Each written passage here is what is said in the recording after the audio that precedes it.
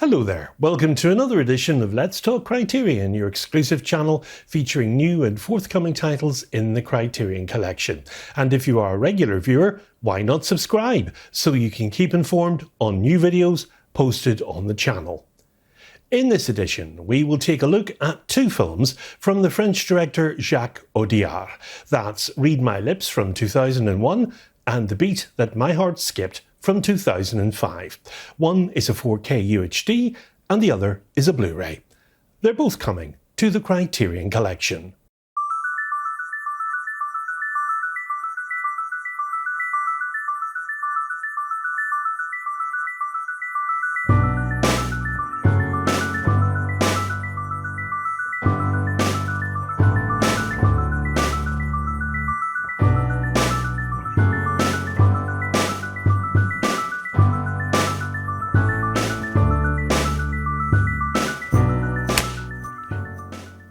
Jacques Audiard is a French film director, producer and screenwriter. In his career, he has won an Oscar, 3 BAFTAs and 3 Golden Globes. He also holds a record for the most César wins. That's France's National Film Award, with 13 wins spanning from 1995 to 2025. And he also has won 4 awards at Cannes. He made his directorial debut in 1994 with the film See How They Fall, and that was followed by A Self-Made Hero in 1996. His feature, Read My Lips, in 2001 certainly got the critics talking and recognising him as a burgeoning filmmaker with promise. Now lately, of course, he has gained much acclaim, but it's been mixed with controversy with his film Emilia Pérez. This caused a stir with its leading actress up to this year's Academy Awards ceremony. But we are talking about his earlier films, Read My Lips or Sur Mes Lèvres. It's co-written with Tonino Benquista, and it stars Vincent Cassel as Paul, who is an ex-con on parole, and Emmanuelle Devos as Carla. She's a nearly deaf secretary whose colleagues treat her disrespectfully, and this causes her to suffer. Despite their wildly different backgrounds and their initial fear of each other, they end up helping each other, and of course they learn in the process of doing so. Now, what particularly distinguishes Read My Lips, and indeed there is a lot to admire here, is its depth of motivation and its character development, particularly referring to its main character, Carla Bem, played in the film by Emmanuelle Devos. Carla, even with a hearing aid, is almost deaf, and she's ordinary looking as well. She works as a secretary in a construction firm, where her more menial tasks are occasionally leavened with some management responsibilities.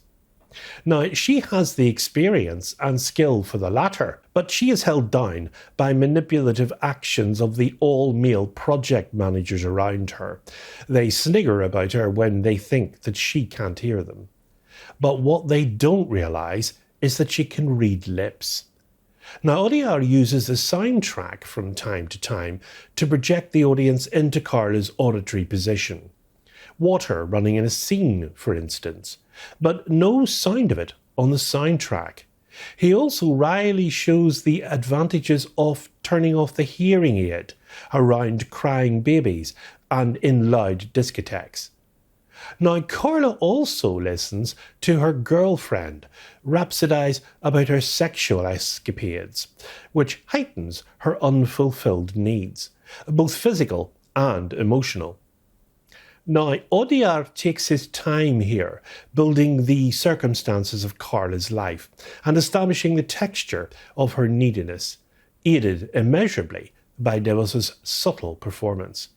She gets under the skin of her character Carla, her reaction to each unfolding event seemingly psychologically consistent and ringing true.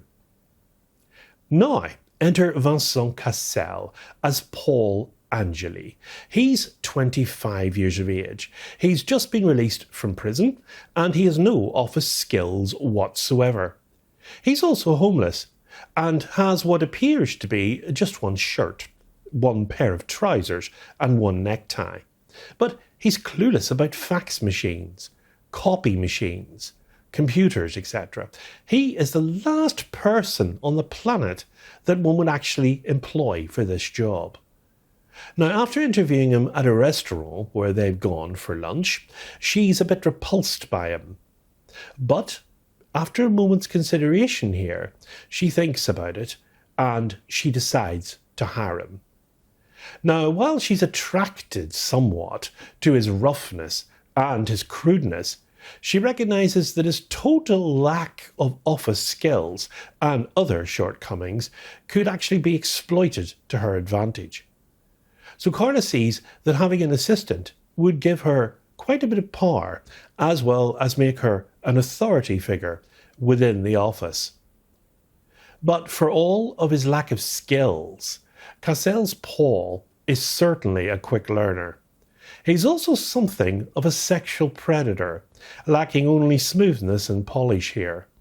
Despite his youth, he knows plenty about women. He sizes up Carla pretty quickly and reads, or maybe misreads, desire emanating from her. He actually makes a physical move on her, a grope indeed.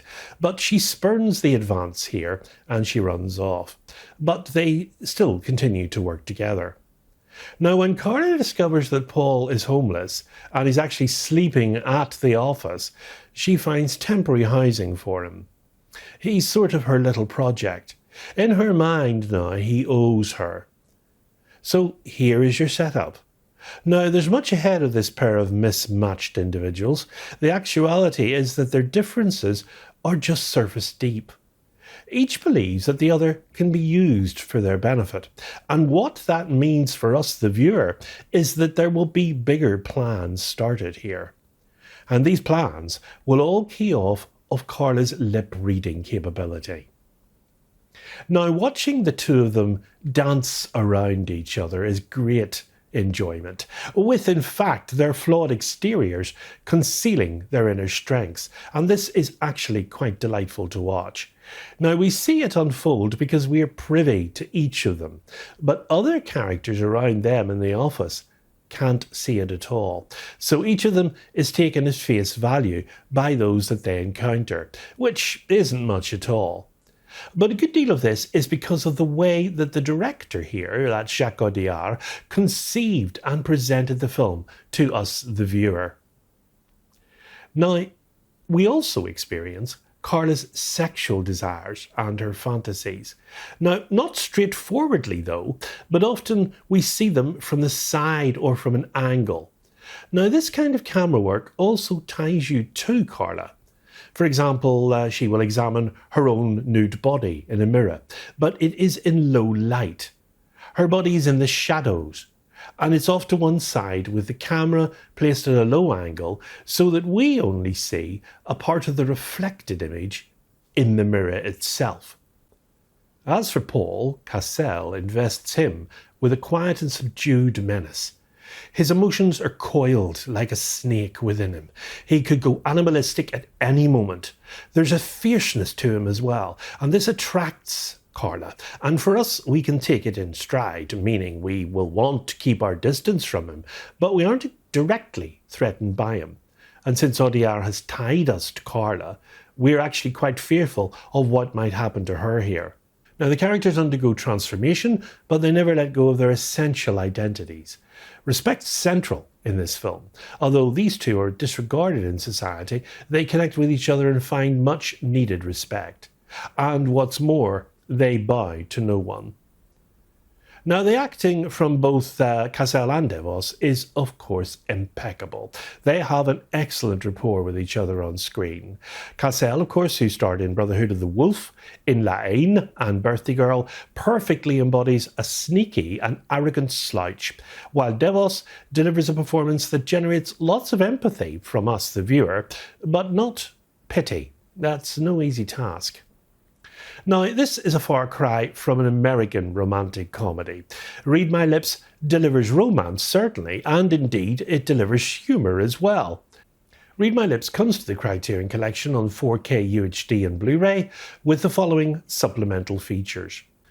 A new 4K digital restoration, supervised and approved by the director Jacques Audiard and director of photography Mathieu Vadpied, with 5.1 surround DTS HD master audio soundtrack. A 4K UHD disc of the film presented in Dolby Vision HDR, and the Blu-ray with the film and these special features. New Afterword by Audiard, audio commentary with actors Vincent Cassel and Emmanuel Devos, programme about the making of the film, featuring interviews with Audiard, Vadpied, and co-screenwriter Tonino Benacquista. Interview with the composer Alexandre Desplat. Deleted scenes featuring commentary by Audiard. A trailer for the film.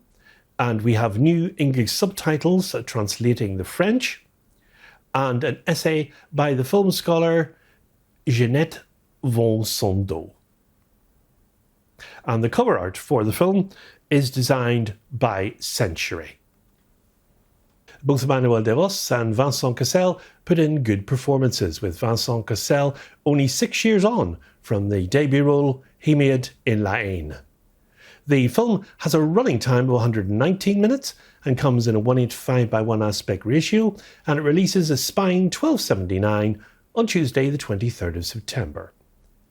Next, we have a film made by Audiard 4 years later, and in this we see a grittier film for sure, with an explosive performance from Romain Duris as a real estate broker torn between the dirty dealings of his slumlord father, Niels Elstrup, and his recently rekindled love for classical piano.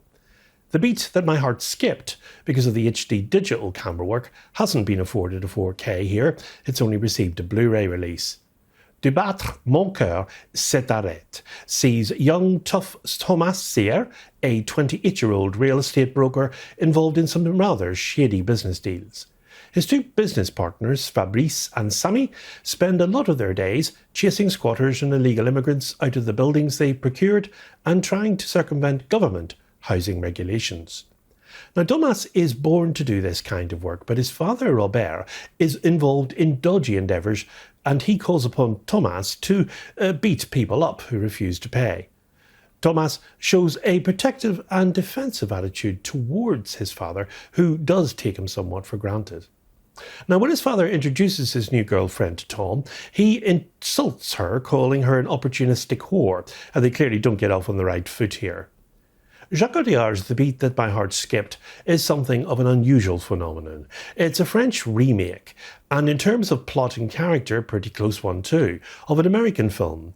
Although not quite so unusual, Audiard's model is James Toback's 1977 directorial debut, Fingers, in which Harvey Keitel, then 10 years into his career, and with the bitterness showing in his face as he watched De Niro scooping the roles that he should have been given, plays a New York would-be concert pianist, acting as brutal debt collector for his dad, a minor foot soldier in the mob. But all in all, Audiard's remake here doesn't need excuses. No deathless masterpiece is being introduced here. The wretched, clumsy title of the film, though, is an updating and a rethinking, and in most ways an improvement on Toback's original.